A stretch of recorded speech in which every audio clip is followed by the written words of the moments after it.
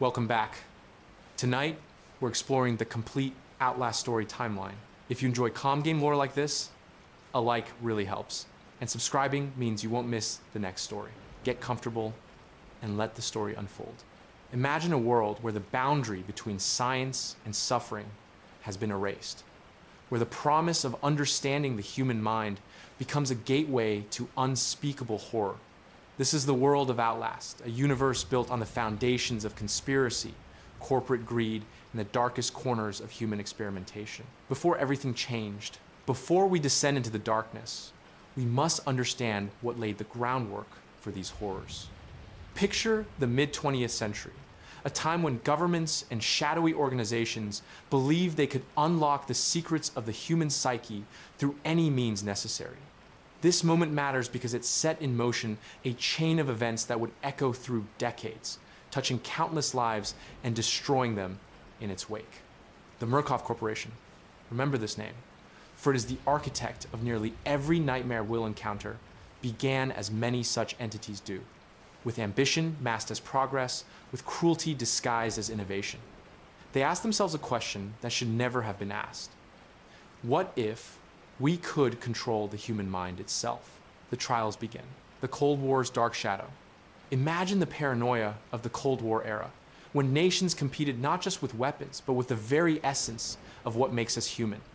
The Murkoff Corporation, working in tandem with various government agencies, began their first experiments in psychological manipulation and behavioral modification.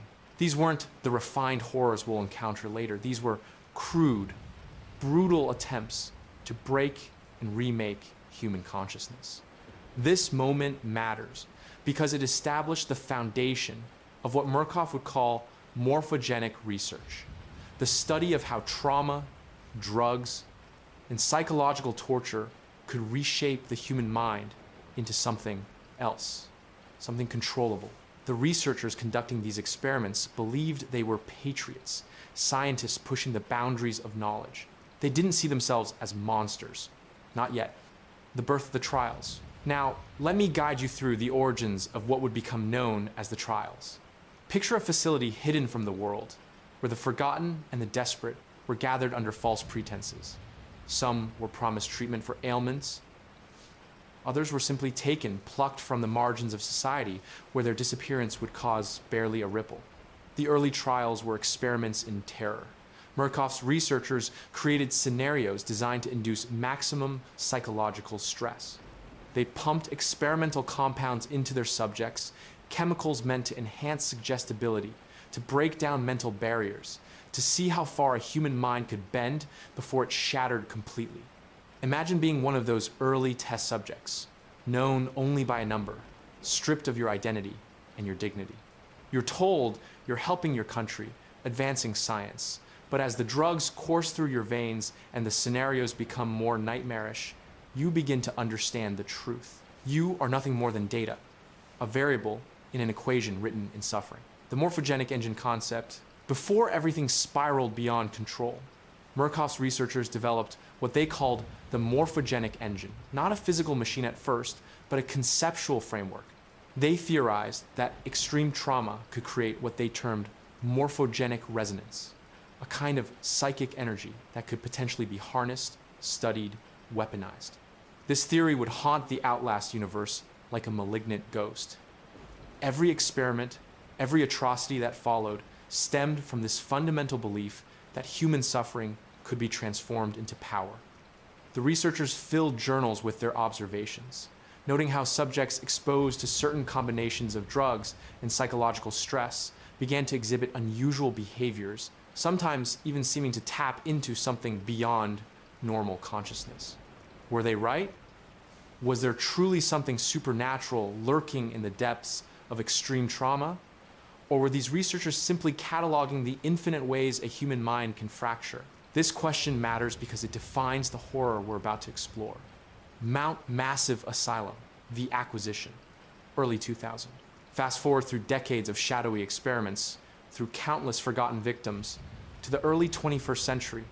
Murkoff, now a massive corporate entity with tentacles reaching into multiple industries, identifies a new opportunity, Mount Massive Asylum.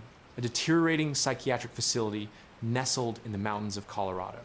Imagine this place in its final days as a legitimate hospital, overcrowded, underfunded, filled with the mentally ill who had nowhere else to go. Murkoff saw potential where others saw decay. They purchased the facility in 2007, ostensibly to provide better care for the patients. The local community celebrated this development.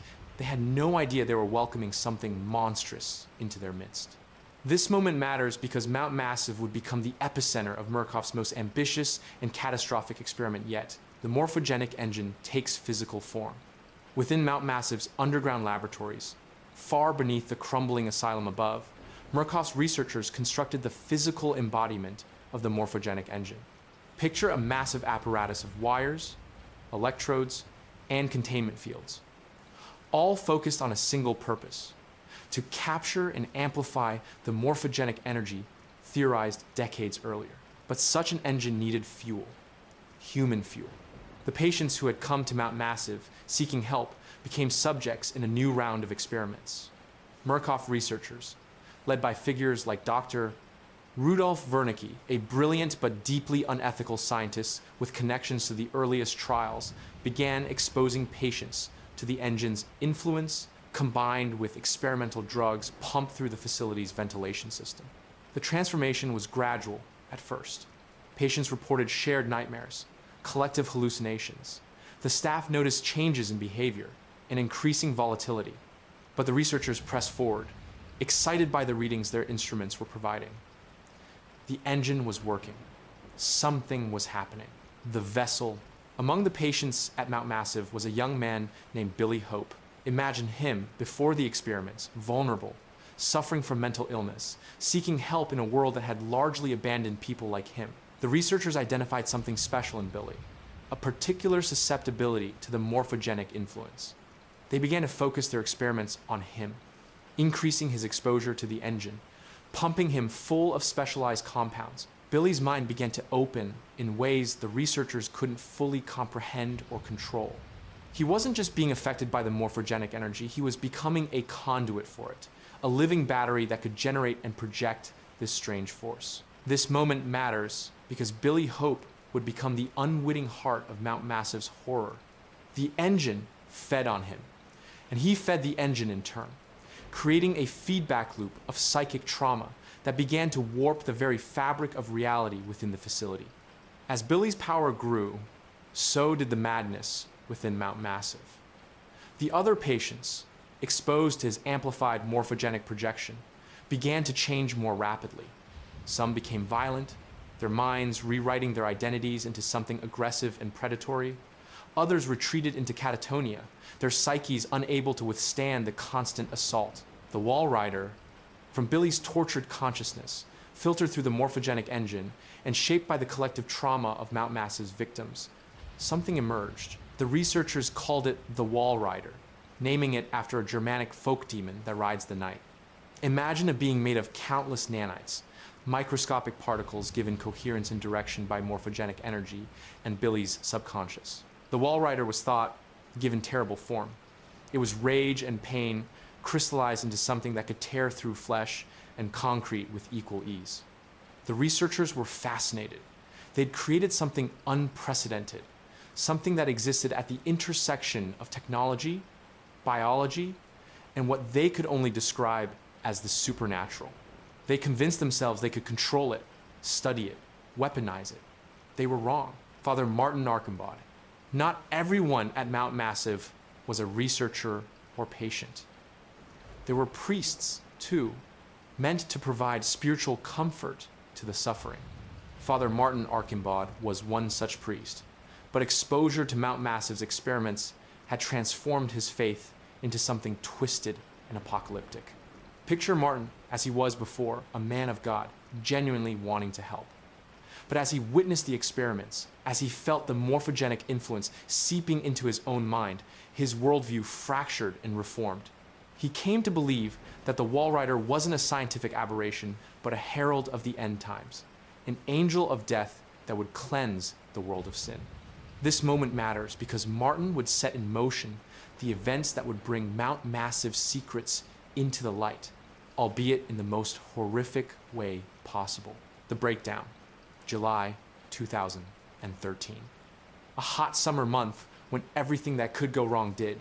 The patients, driven to the brink by months or years of exposure to the morphogenic engine and Billy's unwitting projections, finally snapped en masse. Whether this was spontaneous or orchestrated by something guiding them through the morphogenic field, we may never know. But the result was catastrophic. Patients overtook guards, seized weapons, and began to rampage through Mount Massive. The facility's security protocols failed or were deliberately sabotaged. Researchers who had tormented these victims for so long now found themselves prey. The asylum became a charnel house, corridors running with blood, screams echoing through ventilation shafts. Father Martin, believing this was all part of a divine plan, actively facilitated the chaos. He released Billy Hope from his containment, and the Wall Rider, no longer bound by the morphogenic engine's restraints, was unleashed upon Mount Massive in its full, terrible glory. Murkoff's security forces attempted to contain the situation. But how do you fight something that exists partially outside physical reality? The Wall Rider tore through armed men like they were paper. The patients, empowered by residual morphogenic influence and their own justified rage, were relentless. This is the Mount Massive that Miles Upshur would enter just a few weeks later, The Witness 2, September 2013. Imagine Miles Upshur, an investigative journalist who had built his career on exposing corruption and uncovering truths that powerful people wanted buried. He receives an anonymous email, a tip from someone inside Mount Massive, a whistleblower describing horrific experiments and begging for someone to expose what Murkoff had done. Miles is intrigued. This is exactly the kind of story he lives for. He doesn't know he's being guided toward Mount Massive for a purpose, that Father Martin has chosen him to be a witness to what Martin believes is a religious revelation. Picture Miles driving through the Colorado mountains on a September night. His camera and notepad, his only weapons. He sees Mount Massive rising before him, dark and imposing against the night sky, lights flickering in windows like dying stars. This moment matters because Miles Upshur is walking into a nightmare from which he will never truly escape, even if his body somehow survives. Inside the asylum, Miles enters through a gap in the perimeter, finds an unlocked window, and climbs into Mount Massive. Immediately, he knows something is catastrophically wrong. Blood on the walls, bodies of security personnel mutilated beyond recognition. The smell of death and fear permeating everything. Through his camera's night vision, because the power is flickering, plunging corridors into darkness, Miles navigates the asylum.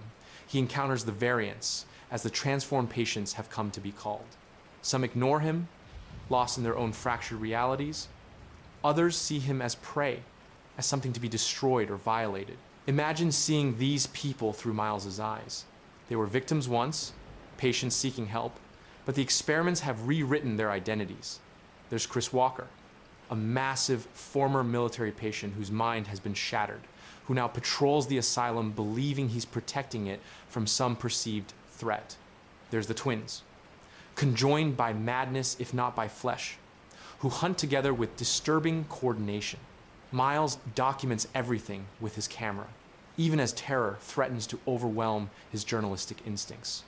He finds documents, research notes that reveal the scope of Murkoff's crimes. He reads Dr. Wernicke's journals, learning about the morphogenic engine, about Billy Hope, about the Wall Rider, Father Martin's gospel. Throughout his journey through Mount Massive, Miles is guided by Father Martin, who leaves him notes and occasionally appears in person, always just out of reach. Martin speaks in religious terms about what's happening, calling the Wall Rider the host, and Miles the apostle who will spread word of what has transpired. This moment matters because Martin isn't simply insane. He's been transformed by exposure to something that defies conventional understanding. His ravings contain kernels of truth wrapped in apocalyptic imagery. He genuinely believes that exposing the world to the Wall Rider will bring about a necessary cleansing. Miles doesn't want to be anyone's apostle. He just wants the truth and, increasingly desperately, to survive. But Martin has orchestrated events to ensure that Miles will penetrate deeper into Mount Massive, will witness the engine, and Billy Hope will become part of the morphogenic resonance himself, the underground. Following Martin's trail, Miles descends into Mount Massive's underground laboratories. And here, the true scope of Murkoff's experimentation becomes clear. Imagine vast chambers filled with equipment that blends medicine with torture, computers displaying data on human suffering as if it were mere statistics. Miles finds the morphogenic engine itself, a massive construct that still pulses with eldritch energy, even in its damaged state. He finds Billy Hope's containment chamber, sees the life support systems that have kept Billy alive even as his mind has been scattered across dimensions of pain, and he begins to understand everything happening in Mount Massive is connected to Billy, is in some sense Billy's nightmare made manifest. The variants aren't just driven mad by drugs and trauma, they're caught in Billy's morphogenic field, their minds partially merged with his fractured consciousness. Dr. Rudolf Wernicke. In the depths of the underground facility, Miles encounters Dr. Rudolf Wernicke himself, the architect of so much suffering. Picture this elderly scientist, unrepentant, even as his life's work crumbles around him. Wernicke believes he was on the verge of a breakthrough, that the Walrider could have been controlled, weaponized, used to advance human consciousness. He asks Miles for help, wants Miles to restart the engine's failsafes, to recapture the Walrider. This moment matters because it reveals that even after everything, even after witnessing the cost of his ambitions, Wernicke cannot see his work as anything but justified. Miles refuses, or perhaps the choice is made for him when the Walrider intervenes. The entity that was born from Billy's suffering isn't interested in being contained again.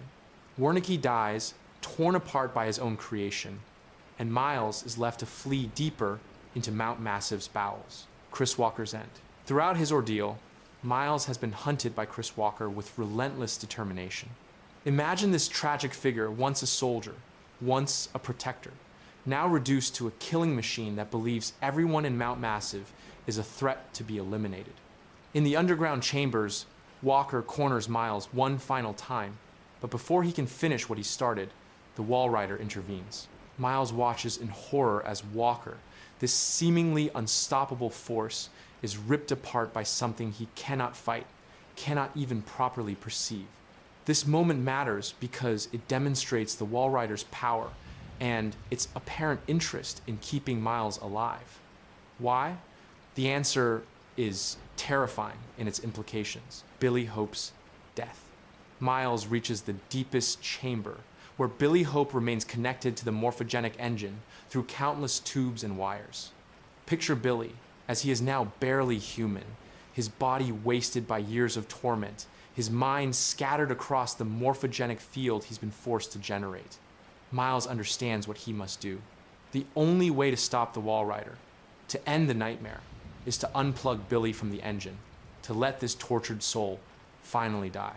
With trembling hands, Miles pulls the plug. Billy Hope dies. The morphogenic engine goes silent.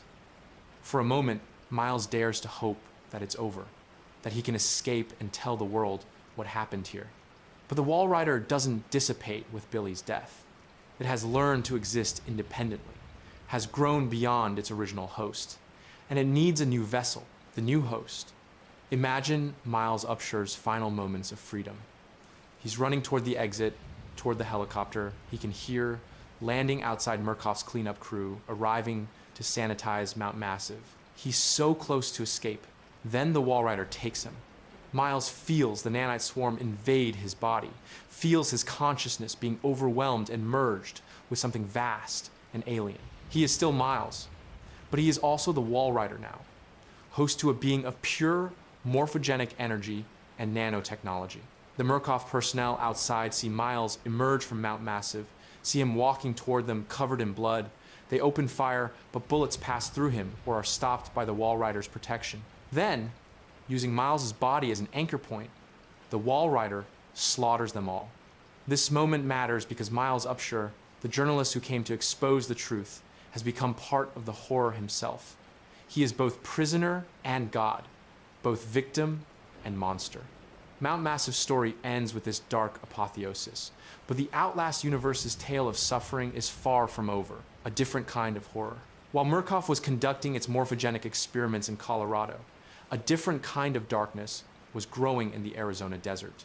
This moment matters because it shows that human evil doesn't need advanced technology or scientific theories sometimes. Faith twisted by madness is enough. Imagine the American Southwest.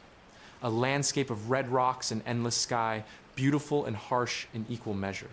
Here, a man named Sullivan Noth established a community called Temple Gate, a place where the faithful could escape the corruptions of modern society and await the end of days. Sullivan Noth's vision.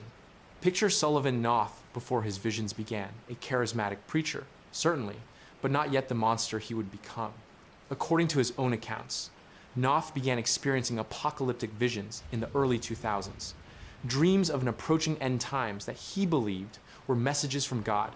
These visions showed him the world ending in fire, showed him an Antichrist being born who would bring about humanity's extinction. They also showed him that he, Sullivan Noth, was chosen to prevent this, though the methods God demanded were troubling. This moment matters because we must understand whether Noth's visions were genuine religious experiences, symptoms of mental illness, or something else entirely. In the Outlast universe, where morphogenic energy can warp reality and consciousness, the line between these possibilities blurs disturbingly. Noth gathered followers, people who believed in his visions, who trusted him to guide them through the approaching apocalypse.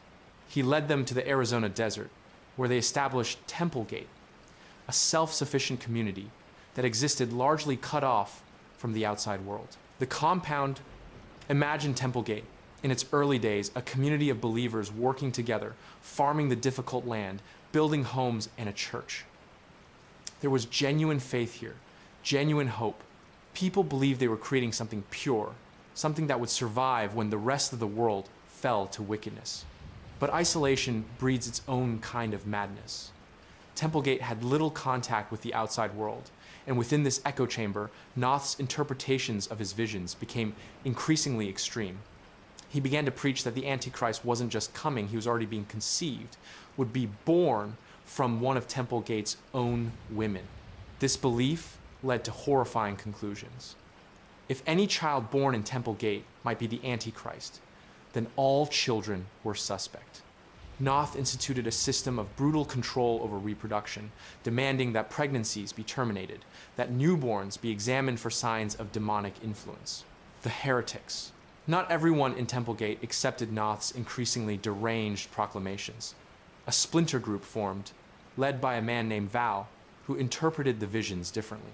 This moment matters because it shows that even in madness, there can be factions, competing interpretations of the same apocalyptic truth. Val's group, called the Heretics, believed that the Antichrist should be welcomed, not fought. They believed that the end of the world was inevitable and good, that resisting it was resisting God's plan. They broke away from Noth's direct control but remained in the region, establishing their own settlement in the abandoned mines and caverns around Temple Gate. Picture the tension between these groups. Noth's followers believing they were fighting against the apocalypse, Val's heretics believing they were embracing it. Both groups committed atrocities in the name of their faith. Both believed they were righteous. Blake and Lynn Langerman. Far from Arizona, in Boston, imagine a couple. Blake and Lynn Langerman, both journalists working for a film company. They've built a life together, professional partners and spouses, united by a shared commitment to exposing truth and corruption. In early 2016, they're investigating the mysterious murder of a pregnant woman named Jane Doe, whose death appears connected to some kind of rural religious community. The investigation leads them toward Arizona, toward Temple Gate, though they don't yet know what awaits them there. This moment matters because Blake and Lynn are walking into a nightmare. And unlike Miles Upshur, who went to Mount Massive alone and prepared for danger, they have no idea what Temple Gate truly is. The helicopter crash. Picture Blake and Lynn's helicopter flying over the Arizona desert at night, following coordinates they've obtained in their investigation. Below them, they can see Temple Gate, isolated and dark. They're filming, documenting, when something goes catastrophically wrong. The helicopter begins to fail, equipment malfunctioning, pilot losing control. Through the window, Blake thinks he sees impossible lights, feels a strange pressure in his head. Then they're falling, crashing into the desert near Temple Gate. Blake survives the crash. Lynn survives. But the pilot is dead, and they're injured, disoriented, in the middle of nowhere. They stumble toward Temple Gate seeking help, not knowing they're walking directly into Sullivan Noth's apocalyptic delusions. Separation. Almost immediately upon reaching Temple Gate, Blake and Lynn are separated. Noth's followers, agitated by the helicopter crash and seeing it as a sign, swarm around the strangers. Lynn is taken one direction, Blake another. He calls for her, but his voice is lost in the chaos. Imagine Blake's terror and desperation. He's injured, lost in a community of religious extremists, and his wife has been taken from him. Every instinct screams at him to find her, but Temple Gate is a maze of buildings and faithful believers who see him as an intruder, a threat, possibly even connected to the Antichrist they fear. Street, Sybil, school. As Blake searches for Lynn, he begins experiencing vivid hallucinations that transport him to his past, specifically to Street Sybil Catholic School, where he was a student as a child. These aren't merely memories. They're immersive experiences that overlay themselves onto Temple Gate's reality, bleeding into his present nightmare. Picture young Blake, a boy of perhaps 9 or 10, attending this strict Catholic school in the late 1990s. He has a friend, a girl named Jessica, and they share the innocent intimacy of childhood friendship. But there's darkness at Street. Sybil, too, embodied in Father Loudermilch, a priest whose attention to the students carries sinister undertones. This moment matters because these flashbacks aren't random. They're being triggered by something, whether it's the trauma of the helicopter crash, some environmental factor around Temple Gate, or something more deliberately manipulative.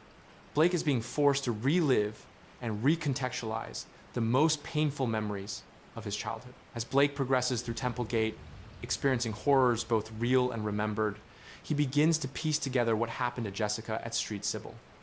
Father Loudermilch's abuse, Jessica's suicide, jumping from the school building while Blake helplessly watched, the guilt Blake has carried ever since, wondering if he could have saved her, if he should have spoken up about Loudermilch sooner. Sullivan Noth's gospel.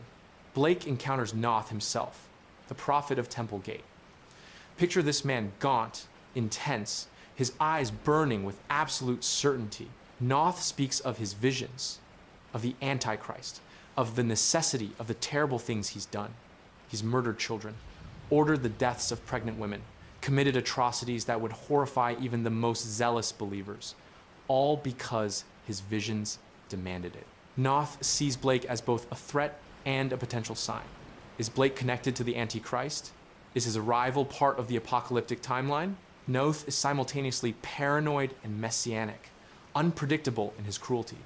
This moment matters because Noth represents a different kind of villain than Murkoff's scientists. Where they use the language of research and progress to justify their horrors, Noth uses the language of faith. Both are monstrous. Both believe themselves justified. Both have created hells on earth. The heretics. Blake's search for Lynn takes him beyond Temple Gate proper, into the territory controlled by Val's heretics. Imagine descending into abandoned mines where Val's followers have made their home a subterranean mirror of Noth's surface compound. The heretics are no less mad than Noth's faithful, but their madness has a different flavor. They embrace suffering, believe that pain brings them closer to the divine. They've scarified their bodies, created rituals of agonizing intensity, all in preparation for the apocalypse they're certain is coming. Val himself is a figure of terrible charisma, preaching acceptance of the end, welcoming Blake as a witness to the coming transformation. The heretics know about Lynn, know that she's pregnant, though Blake himself doesn't understand how this is possible. Lynn had been unable to conceive due to medical issues, or so they believed. Lynn's pregnancy. This is where reality in Temple Gate begins to fracture in ways that suggest something beyond ordinary madness is at work. Lynn is pregnant, visibly undeniably pregnant, despite Blake's certainty that this shouldn't be possible. Picture Blake's confusion and denial. How long has it been since the crash? Days at most, surely, yet Lynn looks months pregnant. Is this real? Is he hallucinating? Has time at Templegate worked differently than he perceives?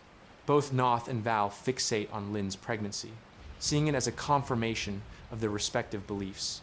Noth believes the child might be the Antichrist he's been warned about. Val believes the child is the key to the apocalypse they're seeking to embrace.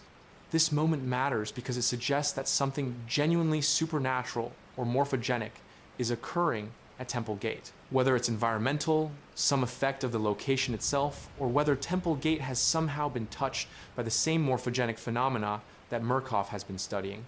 The normal rules of reality don't fully apply here. The radio tower, Blake's hallucinations intensify as he gets closer to Lynn. The visions of Street Sybil become more frequent, more vivid, more inescapable. He experiences Jessica's final moments over and over, forced to confront his guilt and his inability to save her. But he also begins to notice something in the environment, a radio tower on a distant hill, always visible in the corners of his hallucinations. This isn't a memory from Street Sybil. This is something else, something real, intruding into his visions. Imagine Blake's dawning realization. Something is broadcasting into Templegate. Something is causing these hallucinations, these distortions of time and perception.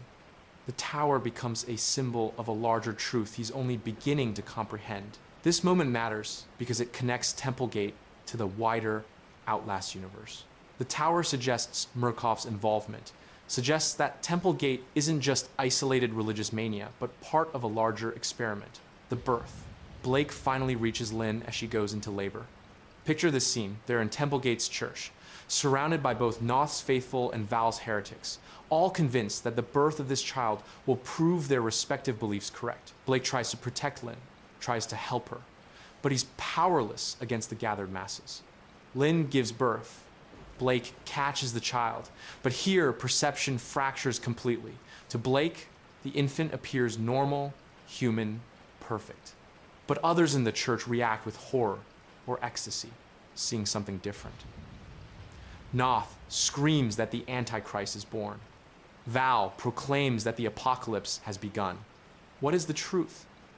In this moment, reality itself seems negotiable, shaped by belief, and the morphogenic influence bleeding through Templegate's very air. The sun explodes as Blake holds the infant, trying to understand what's happening, trying to comfort Lynn, who is dying from the childbirth. The sun begins to behave impossibly. Picture the sky outside the church. The sun is expanding, growing brighter, burning with an intensity that shouldn't be possible. Everyone in the church sees it. Everyone in Temple Gate sees it. The apocalypse, the end of the world, appears to be actually happening. The sky turns colors that hurt to perceive. The light becomes blinding, searing. Noth, confronted with this apparent end times, retreats to his chambers and takes his own life, unable to face the culmination of his visions. Val and the heretics welcome the destruction with open arms. Blake cradles Lynn's body. She has died, though whether from childbirth complications or the apocalyptic event is unclear, and holds the infant as the world seemingly ends around them. The truth beneath the visions. But the sun doesn't explode. The world doesn't end. As the intense light and hallucinations fade, Blake finds himself still alive, still in Temple Gate, but now the compound is silent. The followers, both Noth's and Val's, lie dead, some by suicide, some by violence inflicted in their apocalyptic fervor, some from causes that aren't immediately clear. Lynn is dead, but the child, did the child ever exist? Blake looks at his arms and sees nothing there. Was there ever a pregnancy? Was there ever a birth? This moment matters because it reveals the true nature of Templegate's horror.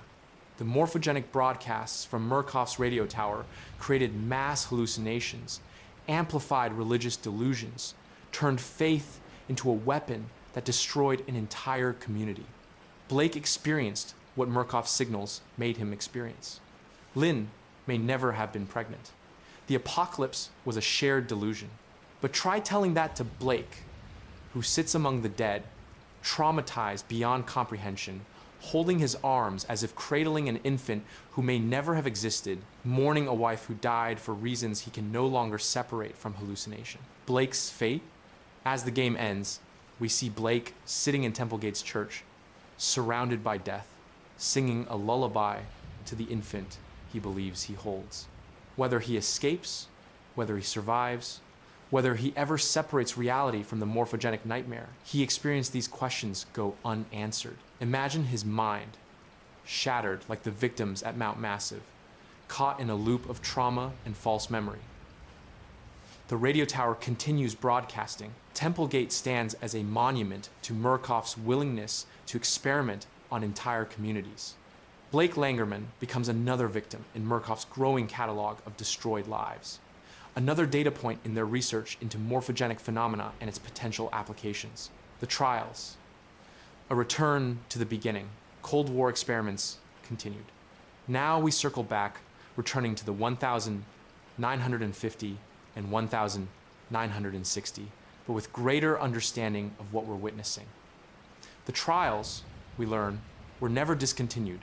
While Mount Massive pursued the morphogenic engine, and Templegate burned under morphogenic broadcasts, Murkoff maintained its original program of psychological experimentation. Imagine facilities hidden throughout America and beyond, places where Murkoff could work without oversight. The trials evolved over decades, becoming more sophisticated, more targeted, more deliberately cruel. This moment matters because it shows that Mount Massive and Templegate weren't aberrations. They were part of a continuum of experimentation that spans from the Cold War to the present day and beyond. The modern trials facility. In the 2020, Murkoff operates a trials facility that represents the culmination of decades of research. Picture a compound disguised as something innocuous, perhaps a medical center or corporate retreat, but beneath its surface lies a carefully constructed nightmare. Test subjects called reagents in Murkoff's clinical terminology are gathered through various means. Some are prisoners offered reduced sentences in exchange for participation. Some are homeless individuals promised shelter and money. Some are simply taken, their disappearances blamed on the chaotic nature of modern urban life. These reagents are subjected to the trials scenarios designed to induce maximum psychological stress, while Murkoff researchers observe and gather data. But these aren't the crude experiments of the 1950s. These trials incorporate everything Murkoff has learned from Mount Massive, from Templegate, from decades of morphogenic research. The sleep room. Central to the modern trials is something called the sleep room, a space where reagents are exposed to a combination of drugs, sensory manipulation, and morphogenic influence. Imagine being strapped to a bed in a room where reality itself becomes negotiable, where your perceptions are shaped by external forces, where your memories and identity can be rewritten. The sleep room serves multiple purposes in Murkoff's research. It allows them to implant suggestions in reagents, to prime them for specific responses during trials. It allows them to study how morphogenic exposure affects memory formation and personality. And it allows them to break down a person's sense of self, making them more malleable, more controllable. This moment matters because the sleep room represents Murkoff's most refined tool for psychological manipulation, all the horror of Mount Massive and Templegate, but precise, repeatable, scientifically documented. The prime assets. Within the trials facility, Murkoff has created or cultivated particularly dangerous individuals called prime assets. These are people who have been extensively exposed to morphogenic influence, who have been psychologically conditioned through repeated trials, who have become predators within Murkoff's controlled environment. Picture these individuals, once ordinary people, now transformed into living nightmares. There's Mother Gooseberry, a matronly figure whose maternal instincts have been perverted into something suffocating and violent. There's Franco Il Bambino Barbie, whose childhood traumas have been amplified and weaponized. There's Phyllis Futterman, whose rage has been refined into a relentless hunting instinct. Each prime asset has been broken and remade. According to Murkoff's specifications, their identities rebuilt around trauma and violence. They serve as both obstacles in the trials and as subjects of study themselves, what happens when morphogenic influence and psychological conditioning are combined over extended periods, the trial scenarios. Regents are subjected to various scenario-based trials, each designed to test different responses and gather different data. Imagine being thrust into situations where you must cooperate with other reagents or compete against them, where the environment itself shifts based on morphogenic broadcasts, where you can't trust your own perceptions. Some trials test survival instincts. Can you navigate a nightmarish environment while avoiding prime assets? Some test moral boundaries. Will you sacrifice another regent to save yourself? Some test sanity itself. Can you maintain your identity while experiencing scenarios designed to fracture your sense of self? This moment matters because it shows that Murkoff has industrialized trauma. Where Mount Massive was chaotic and Templegate was allowed to spiral out of control, the trials facility represents controlled, systematic horror. Every scream is recorded, every breakdown is analyzed, every death contributes to Murkoff's growing database on morphogenic manipulation. Policemen, doctors, and workers. The regents encounter various figures within the trials facility, and here Murkoff's experimentation takes on additional dimensions. There are people dressed as policemen, as doctors, as industrial workers, authority figures, in familiar roles, but all twisted into threatening presences. Are these Murkoff employees playing roles? Are they other regents who have been conditioned to perform specific functions? Are some of them hallucinations, morphogenic projections with no physical reality? The regents can't know for certain, and this uncertainty is itself part of the experiment. Imagine the psychological impact. You're seeking help, and you encounter someone who appears to be a doctor or authority figure. Do you trust them? Do you run? Making the wrong choice might mean death or worse, but how do you determine which choice is correct when reality itself is unreliable? Escape attempts. Throughout the trials, reagents attempt to escape the facility, to break out of Murkoff's control. Some form alliances, sharing resources and information. Others go it alone, trusting no one. All are monitored, all are ultimately serving Murkoff's research goals, whether they escape or not. Picture the moment when a regent thinks they've found a way out, believes they're close to freedom, only to discover that their escape route was itself part of a trial scenario. The despair of that realization, the crushing understanding that even resistance is planned for and observed, is precisely what Murkoff wants to study. This moment matters because it demonstrates the completeness of Murkoff's control. The facility is a closed system, a terrarium of human suffering, where even the illusion of freedom serves the experiment. The question of purpose. Why? Why does Murkoff conduct these trials? What is the ultimate goal of morphogenic research? The answer, pieced together from documents and observations throughout the Outlast universe, is chilling in its banality. Murkoff believes that morphogenic influence can be weaponized, can be used for crowd control, for interrogation, for creating perfect soldiers or completely compliant populations. They envision a future where consciousness itself can be manipulated remotely, where governments and corporations can control what people perceive and believe. The trials are about refining these techniques, about learning precisely how much morphogenic exposure is needed to achieve specific results, about cataloging every possible human response to psychological manipulation and trauma. Imagine a world where the horrors of Mount Massive, Templegate, and the trials facility can be deployed at will, where entire populations can be made to hallucinate, to believe anything, to act according to external direction while believing they're exercising free will.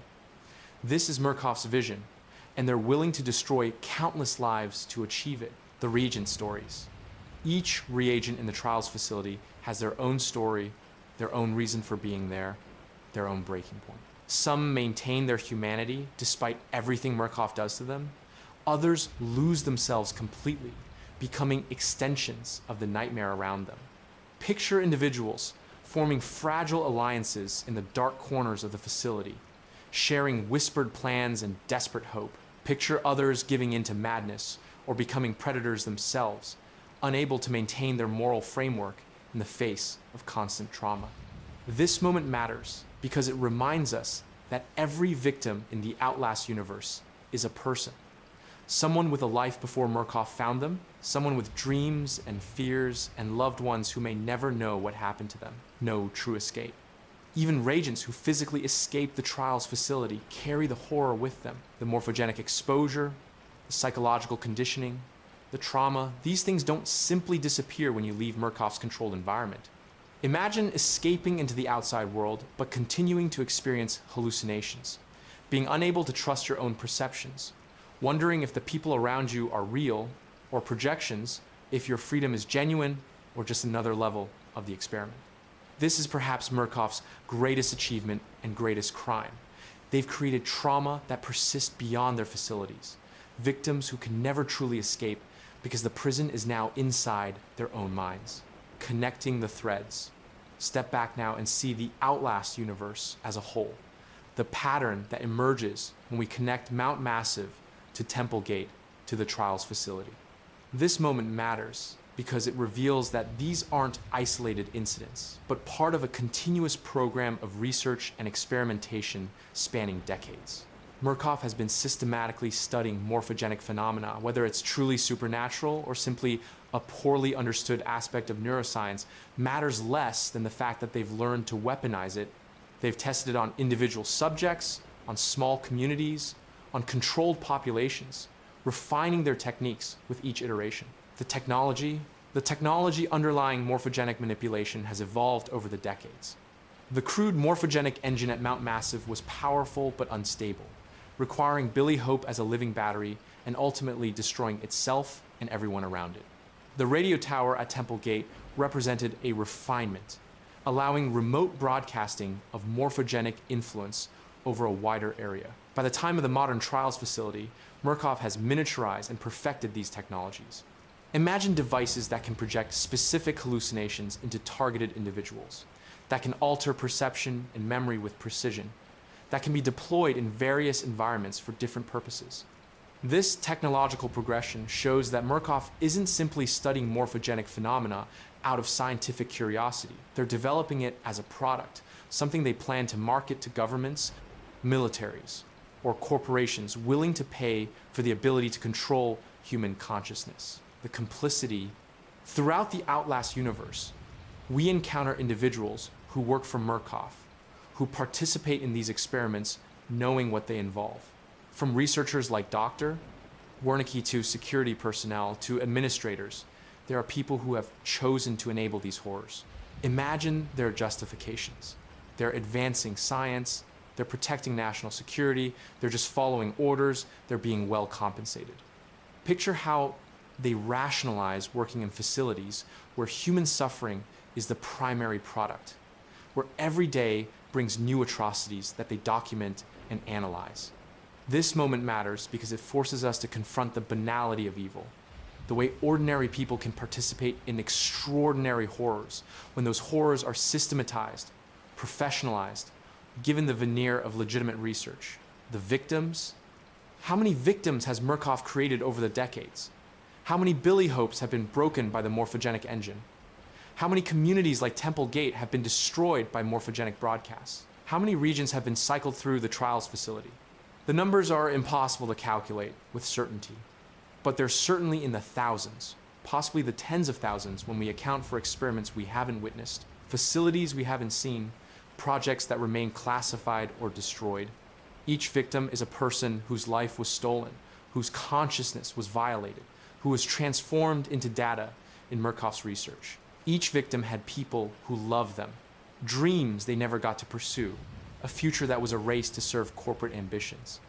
The question of supernatural reality. Throughout this journey through the Outlast universe, we've encountered phenomena that seem to defy natural explanation. The Walrider exists at least partially outside physical reality. The events at Temple Gate included impossibilities. The morphogenic influence allows people to perceive things that aren't there while failing to perceive things that are. So we must ask, is the Outlast universe one where the supernatural is real, where consciousness can exist independent of physical substrate, where belief and trauma can warp the fabric of reality itself? Or is everything we've witnessed explainable through advanced neuroscience and psychology, sufficiently refined manipulation of brain chemistry and perception. This moment matters because the answer changes the nature of the horror. If morphogenic phenomena are supernatural, then Murkoff has opened doors that should have remained closed, has tapped into forces beyond human understanding or control. If morphogenic phenomena are natural but poorly understood, then Murkoff has pioneered a new and terrifying field of science that reduces consciousness to something that can be hacked and controlled. Either way, the result is the same. Human beings reduced to suffering, minds violated, reality made unreliable. The resistance. Are there forces opposing Murkoff? Whistleblowers like the one who contacted Miles Upshur exist, but they operate at tremendous personal risk and with limited effectiveness. Journalists like Miles and the Langermans investigate, but they become victims themselves. No organized resistance to Murkoff appears in the Outlast universe we've witnessed. Perhaps such resistance exists but operates beyond our view. Perhaps Murkoff's influence is too pervasive, their resources too vast, their willingness to eliminate threats too ruthless for effective opposition. Or perhaps the morphogenic technology itself makes resistance nearly impossible. How do you fight an organization that can make you doubt your own perceptions, that can implant thoughts and memories, that can transform your consciousness into a prison? The future. Where does the Outlast universe go from here? Murkoff continues its research, refining its morphogenic technologies, preparing to deploy them for profit and power. The victims continue to accumulate, each one a testament to the depths of human cruelty when constrained only by imagination and resources rather than ethics. Imagine a future where morphogenic manipulation becomes commercially available, where governments use it for control, where corporations deploy it for marketing and compliance, where the very concept of free will becomes quaint and obsolete. The horrors of Mount Massive, Temple Gate, and the Trials facility were experiments, test cases, proofs of concept. The true horror may be what comes after, when everything Murkoff has learned is unleashed upon an unsuspecting world, when the nightmare escapes from controlled facilities and becomes part of everyday life. Epilogue. What we've witnessed. We've traveled through decades of suffering, from the Cold War experiments of the 1950s, through Mount Massive's catastrophic breakdown, through Temple Gate's apocalyptic delusion, through the systematic horror of the modern Trials facility. We've met victims like Miles Upshur and Blake Langerman, like Billy Hope and the countless regents whose names we never learned. This journey matters because it reveals a fundamental truth about the Outlast universe. It is a world where human consciousness is treated as a resource to be extracted and exploited, where suffering is refined into science, where the boundary between reality and nightmare has been deliberately blurred for profit and power. The Murkoff Corporation stands as an embodiment of unchecked corporate evil, willing to commit any atrocity in pursuit of knowledge and control. Their researchers are brilliant and monstrous in equal measure, their methods sophisticated and brutal, their vision of the future a dystopia of manipulated consciousness and manufactured reality. But perhaps the deepest horror is this. Everything Murkoff has done, they've done with the assistance and complicity of larger systems. Governments have funded them. Institutions have enabled them. Ordinary people have worked for them, knowing or suspecting what their employment entailed. The Outlast universe shows us a world where evil isn't supernatural or extraordinary, but systemic, bureaucratic, justified by jargon, and hidden behind corporate structures. The monsters aren't aberrations, they're products of a system that values profit over people, knowledge over ethics, power over compassion. The cost. Picture all the victims again, all the lives destroyed in Murkoff's experiments. Billy Hope kept alive and suffering to power the morphogenic engine. The patients at Mount Massive, driven mad and transformed into variants. The people of Temple Gate, manipulated into destroying themselves and each other. The regents in the Trials facility cycled through horrors to generate data. Miles Upshur, who came seeking truth and became host to the Wall Rider. Blake Langerman, who lost his wife and his sanity in the Arizona desert. Jessica, whose childhood death haunts Blake decades later and connects to the same systems of institutional abuse and cover-up that allow Murkoff to operate. Each of these people matters. Each of them was real within the universe we've explored. Each had interiority and value and a life before they encountered Murkoff's nightmares. The unanswered questions. Some mysteries remain. What exactly is the Wall Rider? In its essence, does consciousness persist after death in the Outlast universe? Or is morphogenic resonance simply exotic neuroscience? Can Murkoff actually be stopped? Or are they too entrenched, too powerful, too willing to destroy evidence and eliminate threats? These questions linger because the Outlast universe is one without easy answers, without clear moral victories, without the comfort of heroes defeating villains. It's a universe that asks us to confront uncomfortable truths about power, about complicity, about the fragility of consciousness and identity. Reflection. As we conclude this journey through the Outlast universe, consider what it reveals about our own world. We don't have, as far as we know, morphogenic technology or entities like the Wall Rider. But we have corporations that value profit over people. Experiments conducted without true informed consent, institutions that abuse their power and silence whistleblowers. The specific horrors of Mount Massive and Temple Gate and the Trials facility are fictional, but the systems that enable them, the willingness to experiment on vulnerable populations, the treatment of human beings as resources, the tendency to justify atrocities through appeals to progress or necessity, these are all too real. The Outlast universe is a nightmare, yes, but it's a nightmare that reflects and exaggerates elements of our reality, asking us to consider what happens when technology outpaces ethics, when power concentrates without accountability, when suffering is abstracted into data. The silence after. Imagine the silence that falls after the horrors we've witnessed. Mount Massive stands empty now, its secrets buried under Murkoff's cleanup efforts and official denials.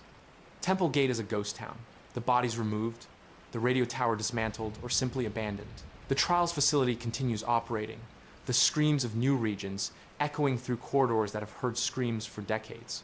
This silence is perhaps the final horror. The world continues largely unaware of what Murkoff has done and continues to do. The victims are forgotten, or their stories are dismissed as conspiracy theories.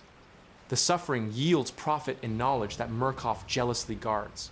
In this silence, we hear the echoes of all we've witnessed. Billy's silent screams in the morphogenic engine, Lynn's dying breath in Temple Gate's church, the countless regents who died in the Trials, believing themselves abandoned by a world that never knew they needed rescue. A final thought. The Outlast universe shows us that horror isn't always supernatural or extraordinary. Sometimes the deepest horror comes from systems operating exactly as designed, from ordinary people making terrible choices, from the slow accumulation of complicity and cruelty until atrocity becomes routine. Murkoff's morphogenic research, in all its iterations, from the 1950s to the present day and beyond, represents humanity's capacity for institutionalized evil, our ability to systematize suffering and call it progress. But it also shows us the resilience of victims, the courage of those who try to expose the truth despite impossible odds, the persistence of humanity even in people who have been broken by Murkoff's experiments. Miles Upshur documented Mount Massive's horrors even as he was hunted. Blake Langerman searched for his wife despite experiencing apocalyptic terror. Reagents in the Trials facility form alliances and maintain hope even in the darkest circumstances. These acts of resistance, however small, matter. They remind us that consciousness, identity, and will cannot be completely controlled or destroyed. That even Murkoff's sophisticated morphogenic technology cannot fully erase what makes us human. And so we leave the Outlast universe with this understanding. It is a place of profound darkness, of systematic horror and institutional evil, but also a place where resistance persists, where truth seekers continue to investigate, where victims maintain their humanity against overwhelming odds. The nightmare continues, the experiments continue, the victims accumulate. But the story continues too, and in that continuation lies the possibility, however slim, however distant, that one day the pattern might break, the systems might collapse, the truth might emerge into light that cannot be dimmed by Murkoff's damage control. Until then, we bear witness. We remember the victims. We understand the systems that created them. And we ask ourselves, in a world where such horrors are possible, what are we willing to do to prevent them? What are we willing to risk to expose the truth? How do we maintain our humanity when confronted with systematic dehumanization? These questions echo through the Outlast universe and into our own reality, waiting for answers we may never be fully prepared to give. The night is long at Mount Massive, at Temple Gate, in the Trials facility. But morning, perhaps, will eventually come. And in that eventual morning, we hope there will be accountability, truth, and an end to the suffering that Murkoff has made into science. We hope. The origins of morphogenic theory. But before we can truly close this chronicle, we must go even deeper into the shadows, back beyond the 1950s, to understand where Murkoff's obsession truly began. This moment matters because every nightmare has a genesis, every horror a first seed from which it grows. Imagine the aftermath of World War II, when Allied forces were liberating concentration camps and discovering the horrific experiments conducted by Nazi doctors. The world recoiled in disgust, but some saw opportunity. Among the documents seized were research notes on psychological manipulation, sensory deprivation, trauma-induced altered states of consciousness. Dr. Rudolf Wernicke, yes, the same Wernicke who would later build the morphogenic engine at Mount Massive, was among the German scientists recruited through programs like Operation Paperclip. His expertise wasn't in rockets or chemical weapons, but in the manipulation of human consciousness. The Allied governments, locked in Cold War paranoia, believed such knowledge might prove valuable. Picture young Wernicke in the late 1940s, brought to America, given resources and subjects, told to continue his research under new management and with new justifications. Where the Nazi regime had framed such work as racial science, the American intelligence community framed it as necessary for national security, for winning the war of ideologies against Soviet communism. This is where morphogenic theory truly began, not as a corporate initiative, but as a government program, a descendant of the darkest chapters of human experimentation, given new life in a new context. Project MKUltra's shadow. The CIA's MKUltra program is historical fact, a real series of experiments in mind control that used drugs, hypnosis, and psychological torture on unwitting subjects. In the Outlast universe, this historical program connects directly to Murkoff's research. Imagine Wernicke working alongside other MKUltra researchers in the 1950s and 60s, but pursuing a particular theoretical thread that his colleagues dismissed or failed to recognize. While others experimented with LSD and sensory deprivation as tools for interrogation or creating compliant agents, Wernicke noticed something else. Certain combinations of trauma, drugs, and psychological stress seemed to create a resonance, a field effect that extended beyond individual subjects. When subjects experiencing extreme altered states were placed in proximity, their hallucinations sometimes synchronized. When groups were traumatized together, their psychological breaks sometimes followed similar patterns. Wernicke hypothesized that consciousness might not be as isolated as commonly believed, that under certain conditions, minds could influence each other in ways that transcended normal communication.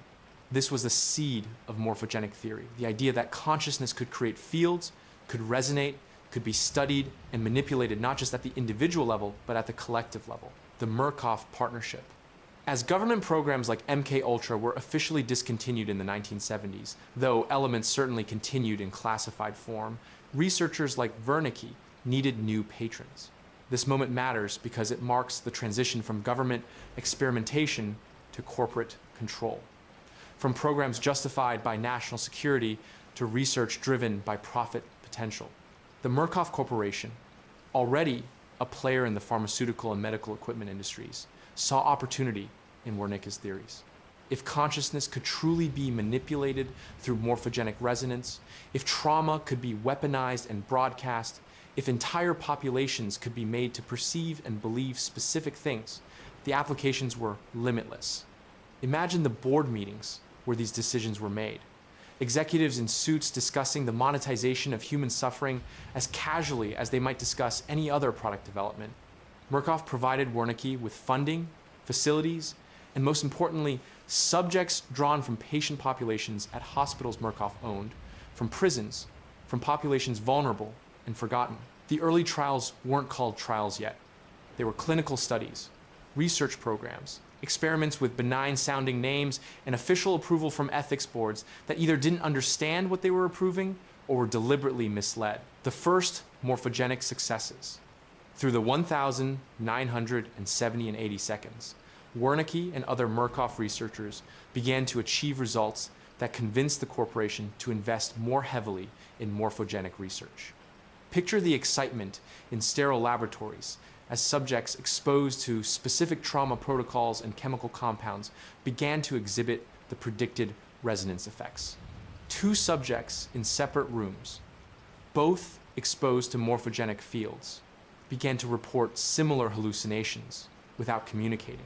Groups subjected to synchronized trauma developed collective delusions that persisted even after the trauma ended.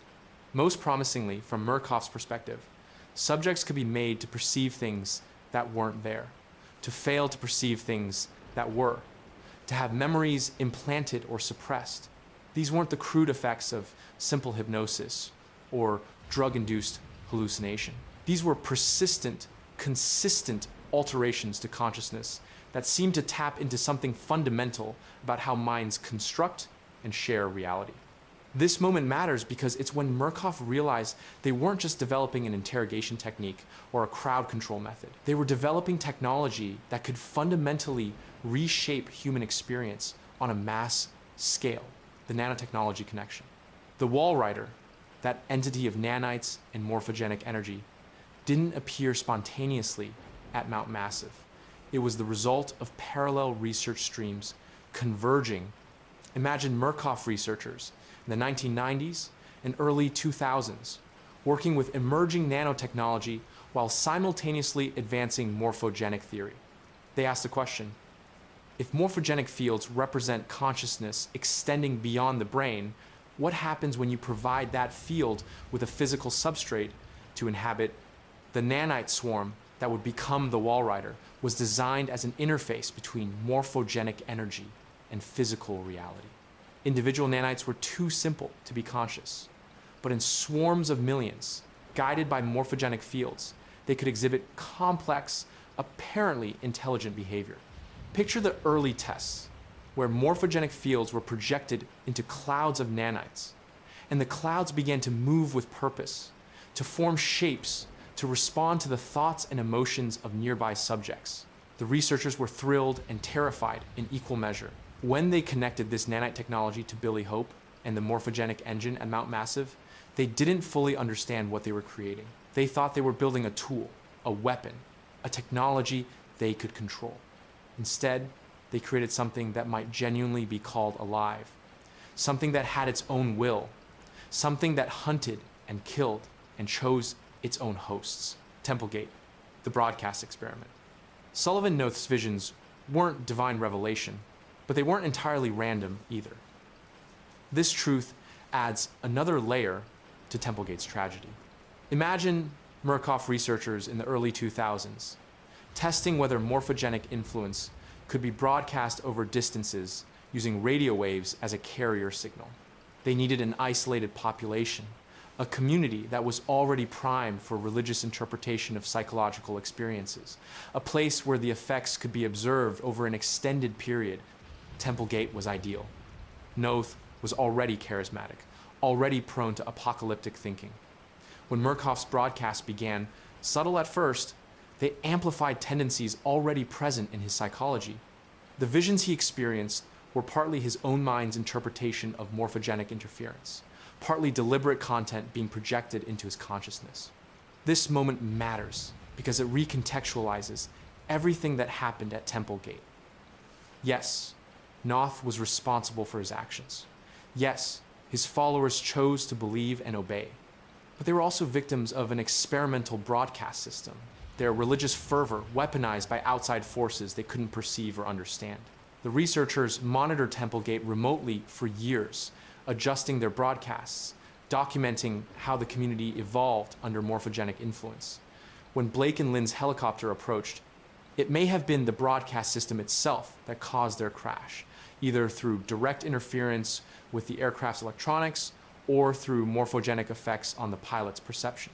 Lynn's impossible pregnancy, the apocalyptic visions, the mass death of Temple Gate's population, all were outcomes of an experiment that Murkoff observed and documented, treating human lives as data points in their research. The trials, refining the technology.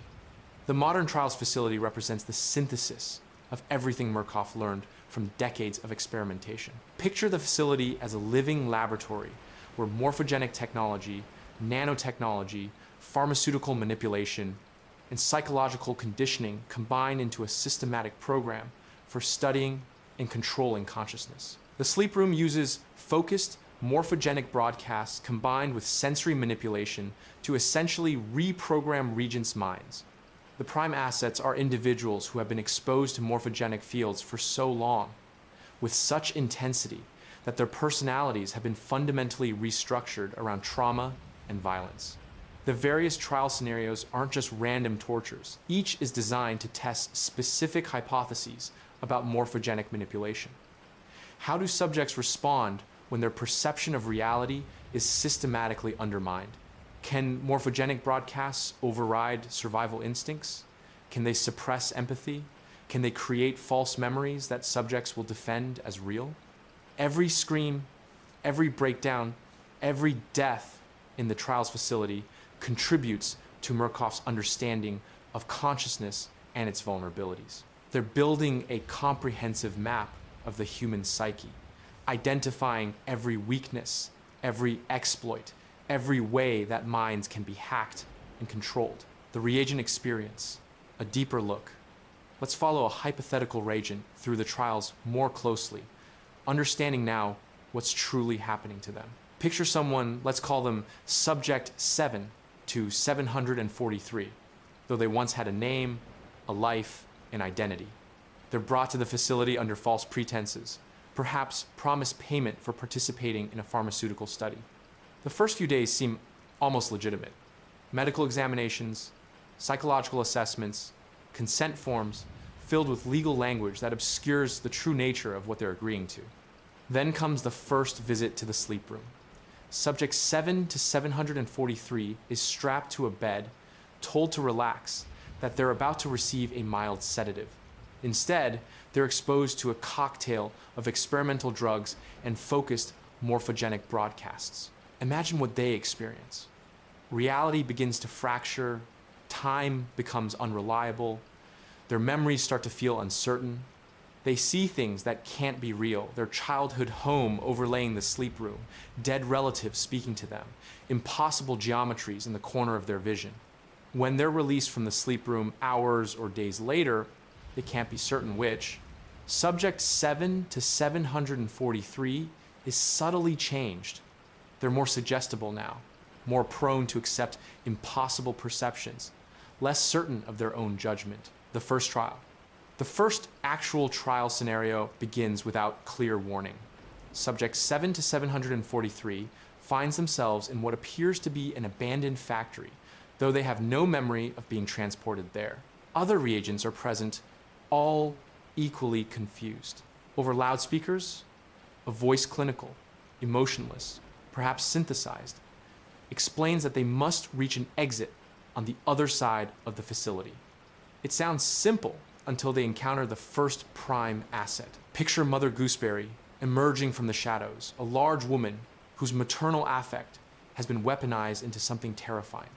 She calls out to the regents sweetly, promises to take care of them, insists they come to her. Subject 7 to 743 sees other regents approach her, trusting her maternal presentation. Then the violence begins, quick and brutal. Subject 7 to 743 runs, but the factory seems to shift around them. Corridors that led one direction now lead another. Rooms they passed minutes ago have changed. Is this real? Is it morphogenic manipulation? Is it drugs? They can't know, and that uncertainty is part of the experiment. Throughout the trial, subjects 7 to 743 must make impossible choices. Do they help other regents or abandon them? Do they trust their perceptions or assume everything is a lie? Do they resist or comply when figures in police uniforms or medical coats appear, claiming to offer escape, but behaving in ways that suggest threat? The psychological degradation over repeated trials. Subject 7 to 743's personality begins to erode. Each exposure to the sleep room makes them more compliant, more dissociated from their former self. Each trial scenario teaches them that reality is unreliable, that other people can't be trusted, that survival requires abandoning empathy. This moment matters because it shows the true goal of the trials, not just to study responses to trauma, but to systematically destroy individual identity and replace it with something more controllable. Some reagents break completely, becoming catatonic or psychotic. Others adapt by becoming predators themselves, joining the ranks of prime assets.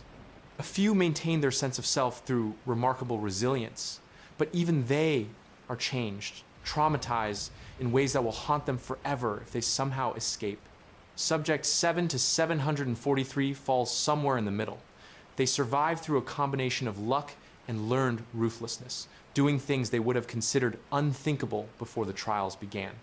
Each compromise, each violent act committed in self-defense, each betrayal of another reagent erodes their sense of who they were. The researchers observe all of this, recording data on how quickly various personality types degrade under morphogenic influence and systematic trauma. Subject 7 to 743 is a single data point among thousands, their suffering reduced to graphs and statistics, the escape that isn't. Eventually, subject 7 to 743 finds what appears to be an escape route. Perhaps they've allied with other reagents. Perhaps they've navigated the facility's maze alone. But they reach what looks like a way out, a door to the outside world, a tunnel leading away from the facility, a vehicle they might commandeer. Imagine their hope in that moment, the desperate belief that freedom is within reach. Then, imagine that hope being crushed as they realize the escape route was itself a trial scenario, that they're still within Murkoff's controlled environment, that their hope was just another variable to be measured and manipulated. This is perhaps Murkoff's cruelest innovation, making even resistance and escape attempts part of the experiment, ensuring that there's no action a reagent can take that doesn't serve the research. Some reagents, confronted with this realization, simply give up. Others redouble their efforts, driven by rage or determination, or refusal to accept that they're truly trapped. Subject 7 to 743 experiences something like despair, a numb acceptance that they may never leave, that this nightmare might be the rest of their life. The prime asset transformation. For reagents who survive long enough, who show particular traits that Murkoff finds valuable, there's another fate beyond death or madness: transformation into a prime asset. Picture the process. Subject 7 to 743 is brought to the sleep room more frequently, exposed to increasingly intense morphogenic broadcasts. Their remaining sense of self is systematically dismantled. Memories of their life before the trials are suppressed or rewritten. Trauma from the trials is amplified and refocused. Identity is rebuilt around a core concept, perhaps maternal protection twisted into possessive violence, perhaps rage at authority figures, perhaps predatory sexuality, perhaps religious zealotry. The specifics don't matter as much as the intensity and focus. A prime asset must be single-minded, relentless, terrifying. Subject 7 to 743 might emerge from this process as a new prime asset, given a designation or nickname by the researchers. They hunt other reagents now, not because they're forced to, but because their restructured personality genuinely wants to. They're a victim who has become a victimizer, a tragedy that has been weaponized. This moment matters because it shows that there are fates worse than death in the trials facility, ways that Murkoff can take a person and transform them into something that serves the institution's purposes while believing they're acting according to their own will. The researcher's perspective. We must also consider those who conduct these experiments, who observe the trials and record the data. They're not all sadists or monsters, at least not obviously. Many are scientists who have convinced themselves that the work is necessary, important, justified. Picture a researcher, Dr. Sarah Chen, perhaps sitting in an observation room, watching monitors that show subject 7 to 743 being hunted by a prime asset. She records their stress responses, notes how morphogenic exposure has affected their decision-making, documents everything with clinical precision. Dr. Chen tells herself that the reagents are volunteers, ignoring how coercive the consent process was, that the knowledge gained will ultimately benefit humanity, ignoring how that knowledge will actually be used, that she's not personally hurting anyone, ignoring that her observations enable and encourage the continuation of the trials. She has student loans to pay off, a career to advance, a family to support. The work pays well, and Murkoff provides excellent benefits. When doubts surface, she suppresses them, focuses on the data, reminds herself that someone else would do this job if she didn't. This rationalization, this compartmentalization, this ability to participate in atrocity while maintaining a self-image as a good person, this is how institutions like Murkoff function. They don't need cartoon villains. They just need people willing to prioritize their own interests over the suffering they're causing, willing to follow protocols without questioning the larger context, the whistleblower's dilemma. Occasionally, someone within Murkoff's organization can't maintain the rationalization. Their conscience breaks through the institutional logic. They see the trials or Mount Massive or the Temple Gate broadcast for what they truly are, crimes against humanity. Picture such a person, maybe a low-level security guard, maybe a technician, maybe even a researcher like Dr. Chen having a crisis of conscience. They want to expose what's happening, to contact authorities or journalists or anyone who might stop Murkoff. But then reality sets in. Murkoff has vast resources, legal teams, connections to government agencies, and law enforcement. Any whistleblower would be risking not just their career, but potentially their freedom or even their life. Murkoff has made people disappear before. The organization has morphogenic technology that can be used to discredit a whistleblower, to make them seem insane, to implant false memories or induce breakdowns. And who would believe them? The claims sound like conspiracy theories, mind control, weaponized hallucinations, corporate death squads. Without hard evidence, which Murkoff guards zealously, a whistleblower would likely be dismissed as mentally ill or attention-seeking. This is why the email to Miles Upshur was anonymous, why the whistleblower at Mount Massive only dared to send documents and a location, not their own identity. They knew that even exposing the truth might not be enough to protect them from Murkoff's retaliation. The survivors. Some reagents do escape the trials facility through luck or resilience or experimental protocols that deliberately release certain subjects to study long-term effects. These survivors carry the trauma with them into whatever remains of their lives. Imagine subject 7 to 743, released after months or years in the trials, returned to a world that seems simultaneously too real and not real enough. They startle at shadows, experience intrusive memories of the horrors they witnessed and committed, can't trust their own perceptions because morphogenic exposure has made reality permanently uncertain. They can't talk about what happened to them. Not really. Who would believe? And Murkoff made them sign non-disclosure agreements under threat of legal destruction, may even have implanted suggestions during sleep room sessions that make it psychologically difficult to discuss the trials. So survivors suffer in silence, self-medicate, spiral into addiction or homelessness or suicide. They're living evidence of Murkoff's crimes, but evidence that can't effectively testify, that the world will dismiss or ignore. This is part of Murkoff's calculus. Even exposure doesn't necessarily lead to accountability. The horrors are so extreme that they strain credulity. The victims are so traumatized that they make unreliable witnesses. The evidence is classified or destroyed.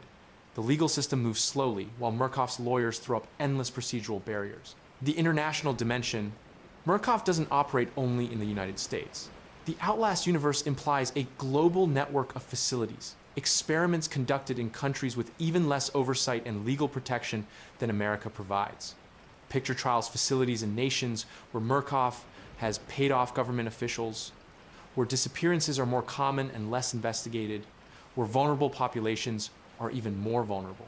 Picture morphogenic broadcasts being tested on refugee camps, on prisons, on mental health facilities, in countries that lack resources to monitor or regulate such experimentation. The horrors we've witnessed at Mount Massive, Temple Gate, and the Trials facility are just the visible portion of a vast iceberg of suffering. How many other communities like Temple Gate exist, isolated and being slowly destroyed by morphogenic broadcasts? How many other facilities like Mount Massive are pursuing their own catastrophic experiments?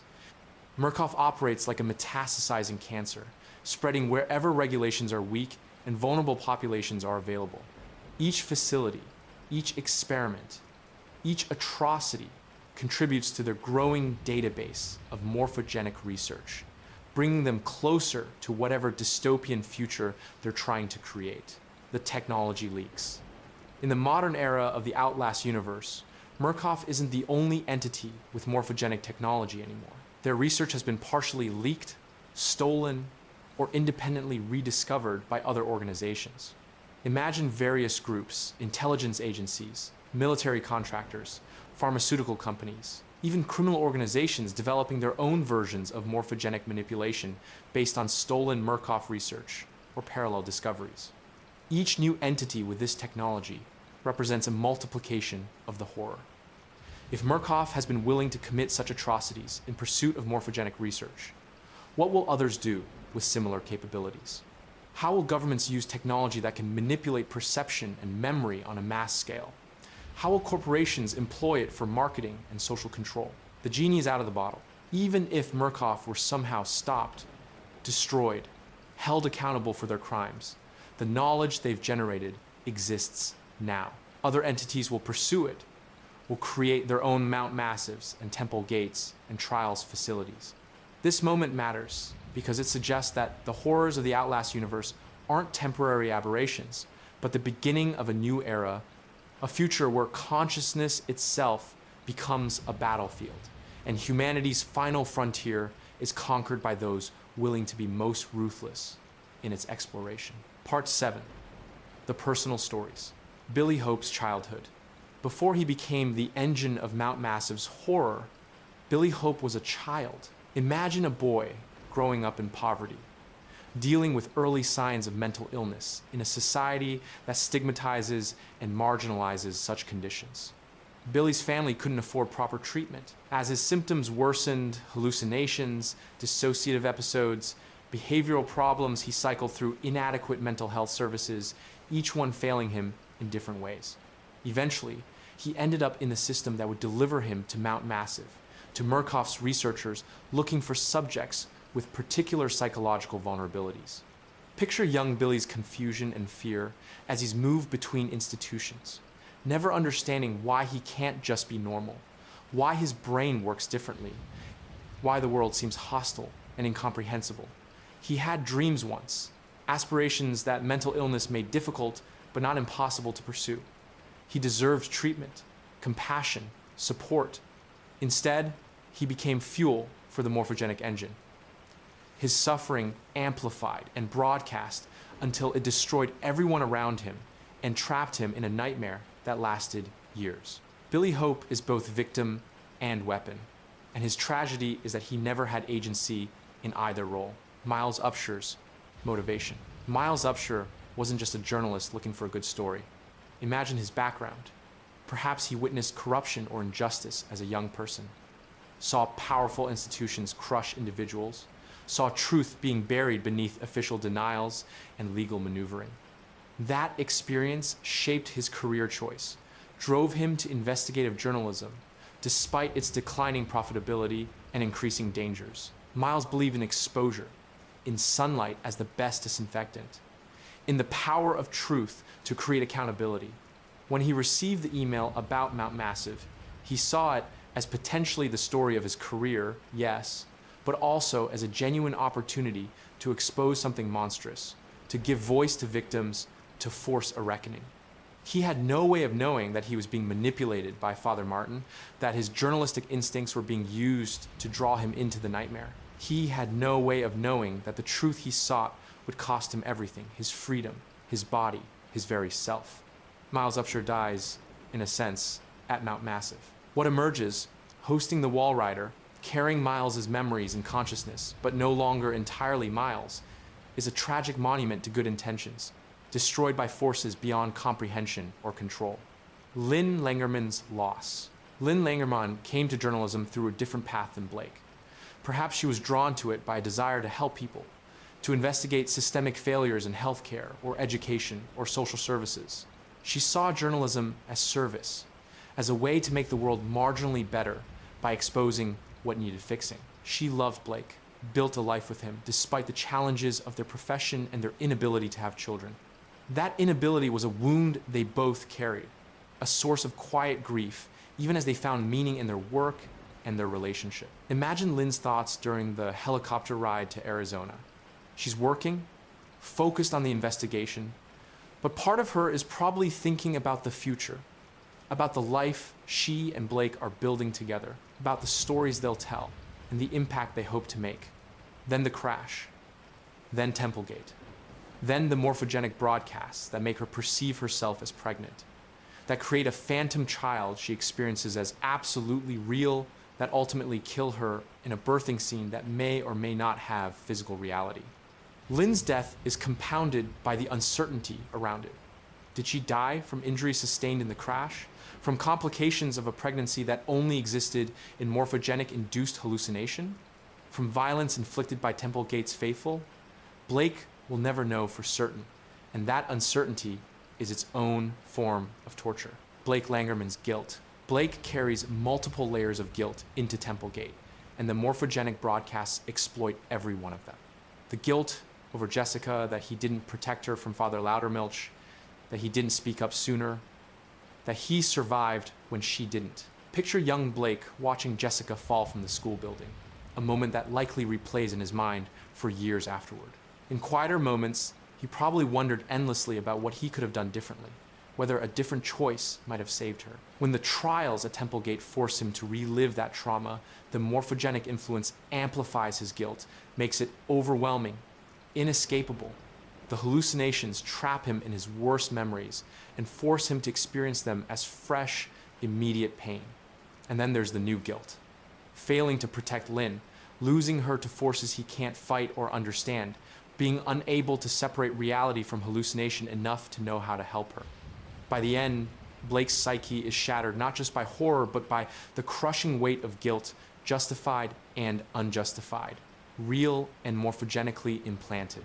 He sits in Templegate's ruins, cradling a child that probably never existed, broken beyond any possibility of healing. Father Martin's faith. Martin Archambaud wasn't always the apocalyptic prophet who guided Miles through Mount Massive. Imagine him as a young priest, genuinely faithful, wanting to serve God and help people. His assignment to Mount Massive was probably seen as an opportunity to minister to the forgotten, to bring spiritual comfort to the mentally ill who had been abandoned by society. Martin arrived with good intentions, with real compassion, but exposure to Mount Massive's experiments, to the morphogenic engine's influence, to Billy Hope's projected nightmare, broke and reformed Martin's faith. The Christianity he once practiced was restructured into something apocalyptic, Gnostic, obsessed with revelation and martyrdom. Picture the process. Gradual at first, Martin noticing strange things, experiencing unsettling dreams, feeling presences he couldn't explain. His faith framework gave him a vocabulary for these experiences: angels, demons, divine visions, even as the experiences were actually products of morphogenic contamination. By the time Mount Massive collapsed into chaos, Martin was fully lost in his transformed belief system. He genuinely believed the Wall Rider was a divine herald, that exposing it to the world was God's will, that Miles was chosen as an apostle. Martin's tragedy is that his faith, which might have been a source of strength and comfort in other circumstances, became the framework through which morphogenic influence restructured his mind.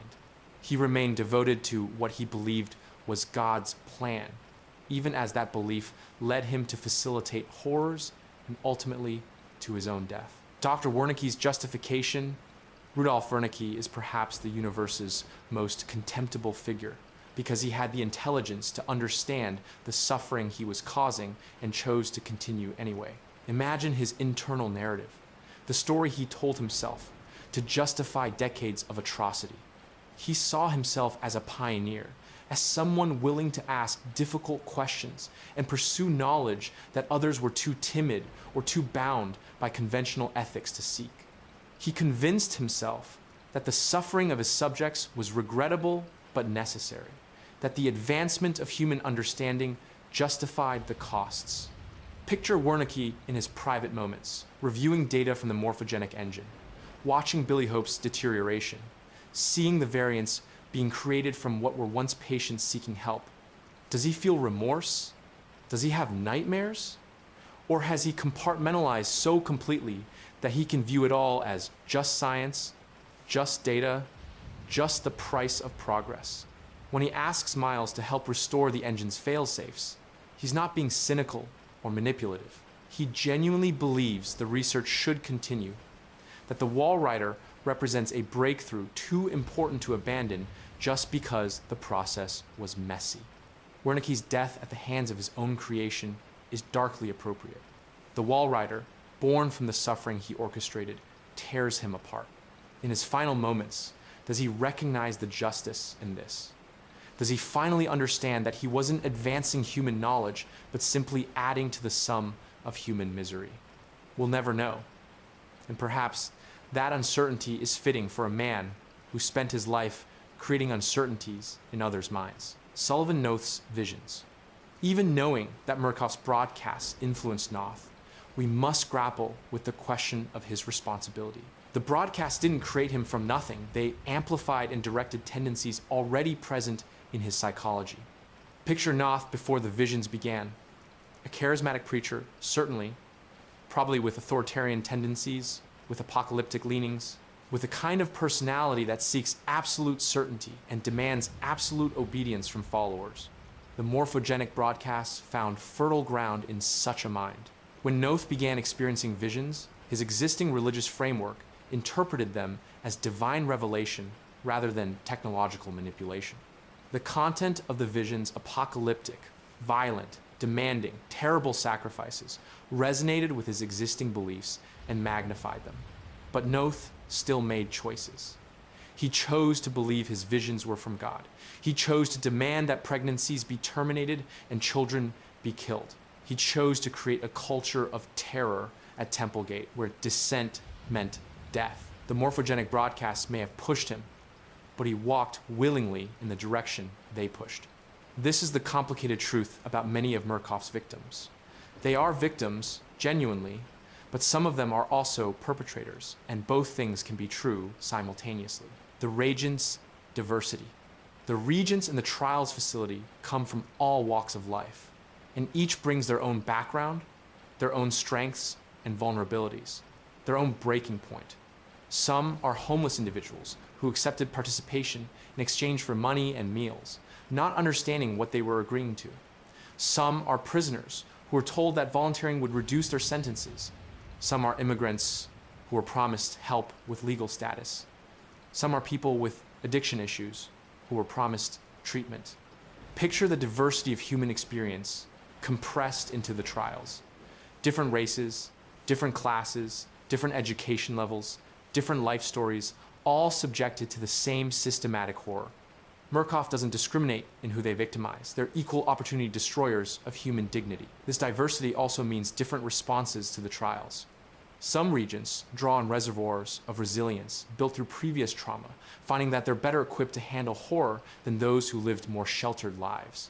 Others, who might have seemed strong in normal circumstances, break quickly when their fundamental assumptions about reality are undermined. The trials reveal that there's no simple predictor of who will survive and who will break. Courage, intelligence, physical strength, all these factors matter, but so do luck, circumstance, and the specific ways that morphogenic influence interacts with individual psychology. The guards and staff.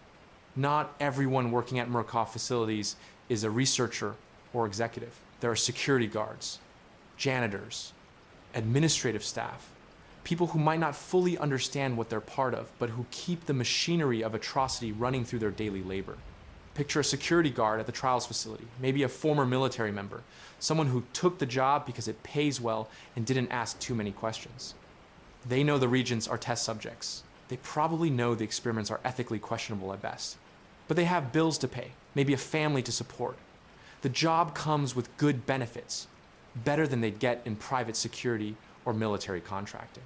So they show up, they follow orders, they escort regents to the sleep room or the trial scenarios. They don't think too hard about the screaming they hear. Some of these staff members convince themselves it's not their fault, that they're not the ones designing the experiments. Some develop gallows humor, dark jokes that help them psychologically distance from what they're witnessing. Some drink heavily off-duty, self-medicating against the weight of complicity. A few might have quit, might have walked away despite the professional and financial costs.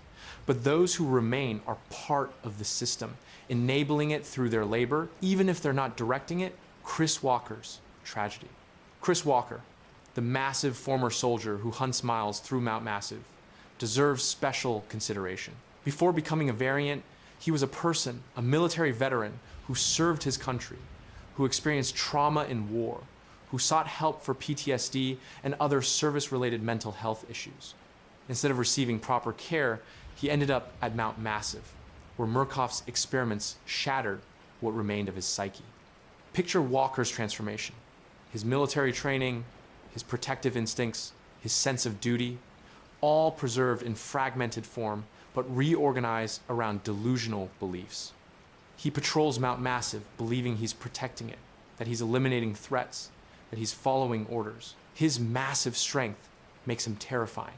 But he's not evil, he's sick. He's been deliberately broken and weaponized by the institution that was supposed to help him. When the Wall Rider kills Walker, it's almost a mercy.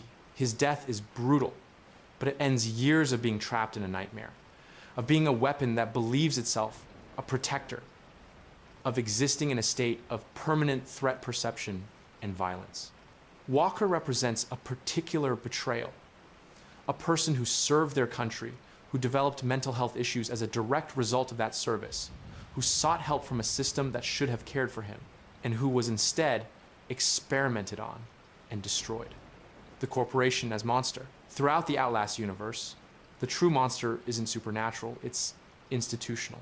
Murkoff Corporation is the entity that creates and perpetuates horror. And it does so not through individual evil, but through systemic functioning.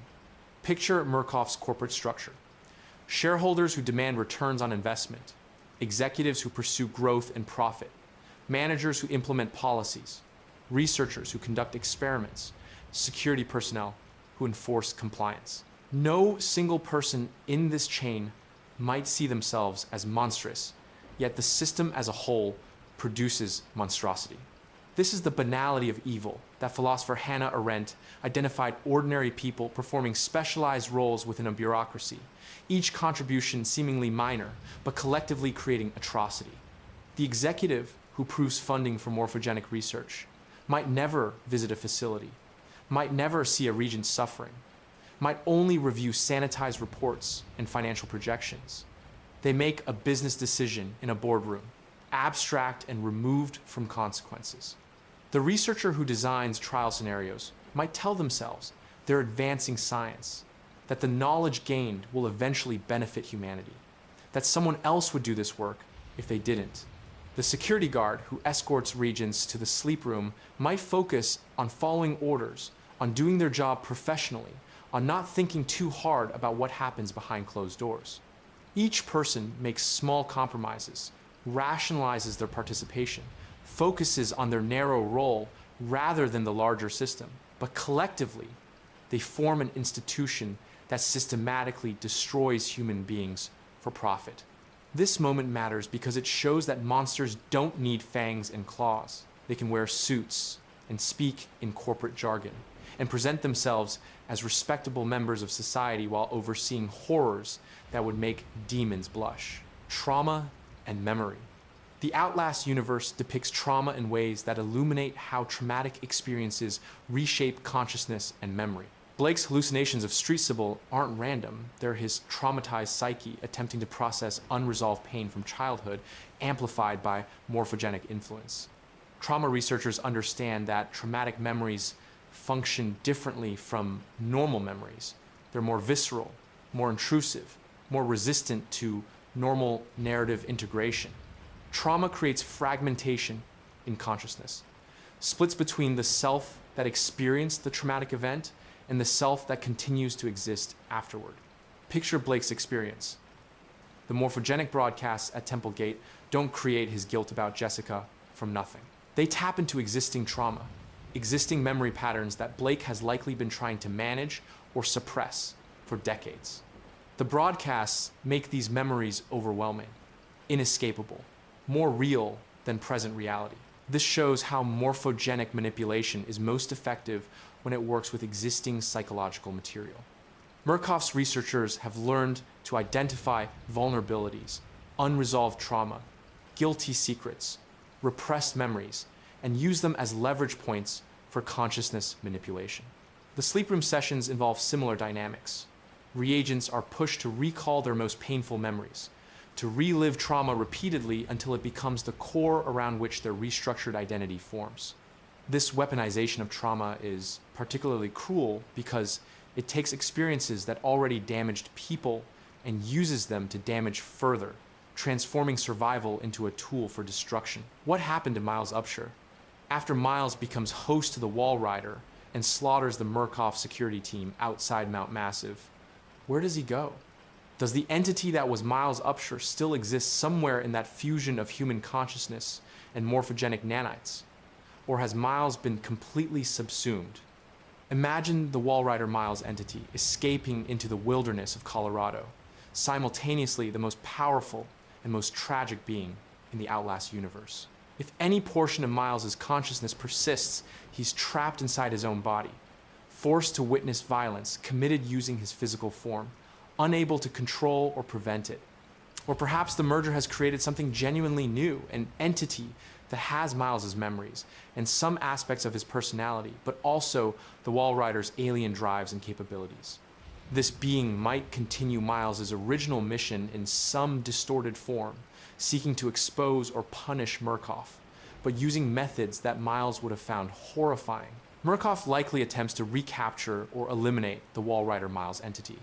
Picture specialized teams hunting through the mountains, deploying technology designed to counter morphogenic phenomena, trying to recover what they consider valuable research material. But the Wall Rider proved capable of slaughtering armed personnel. It exists partially outside normal physical reality. It may be effectively impossible to capture or kill using conventional means. So the question remains, what is Miles Upshur doing now, in whatever form he exists? Is he suffering? Is he even conscious in any meaningful sense? Or has the person who entered Mount Massive seeking truth been erased, leaving only a morphogenic weapon wearing his flesh? The fate of Blake Langerman. Similarly, Blake's fate remains uncertain. We last see him in Templegate's church, cradling an infant that may or may not exist, surrounded by the dead, his mind shattered by morphogenic exposure and trauma. Does Blake die there in the church, succumbing to injuries or simple inability to continue surviving? Does Murkoff find him, take him into custody for study or elimination? Does he somehow escape, stumbling out of Temple Gate and back into the wider world, carrying trauma that can never be healed? Picture Blake attempting to return to normal life after Temple Gate, assuming he survives. How does he explain what happened to Lynn? How does he process his experiences when reality itself became unreliable? How does he live with the possibility that much of what he experienced, including Lynn's pregnancy and death, might have been morphogenic hallucination? Perhaps Blake ends up institutionalized, diagnosed with trauma-induced psychosis, his true experience is dismissed as delusions. Perhaps he becomes another victim whose testimony is discredited, whose suffering serves to protect Murkoff from accountability. Or perhaps something worse. Perhaps Murkoff takes Blake and makes him a subject in new experiments, using his extensive morphogenic exposure at Temple Gate as a baseline for studying long-term effects. The scope of Murkoff's operations. How many facilities does Murkoff operate? How many experiments are currently ongoing? Mount Massive, Temple Gate, and the Trials facility represent just the operations we've witnessed, but the corporation's resources and ambitions suggest much larger scope. Imagine facilities on every continent, each pursuing different aspects of morphogenic research. Some might focus on refining broadcast technology, others on developing pharmaceutical compounds that enhance susceptibility to manipulation, still others on creating new applications for consciousness control. Picture research installations disguised as legitimate hospitals, corporate retreat centers, government facilities.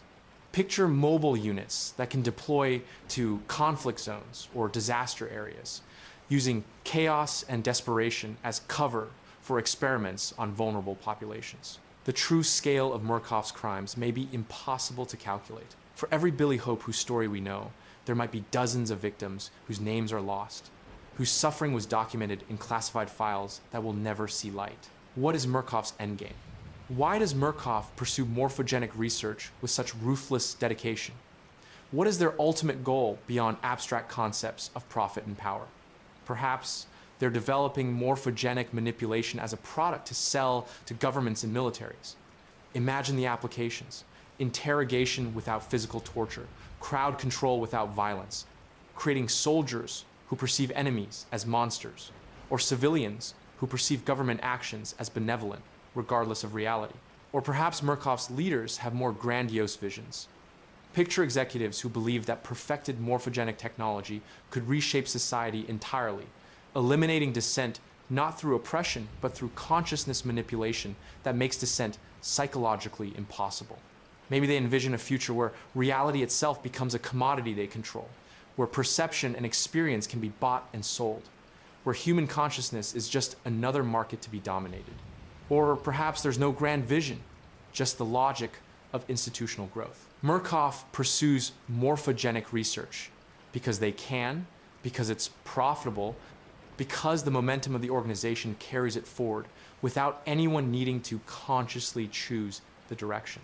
This might be the most disturbing possibility, that all this suffering serves no ultimate purpose beyond the perpetuation of Murkoff itself, that the corporation has become a kind of artificial intelligence, optimizing for its own survival and growth without regard for the human cost. Can Murkoff be stopped? Even if whistleblowers expose Murkoff's crimes, even if journalists document their facilities, even if victims testify, can the corporation actually be held accountable?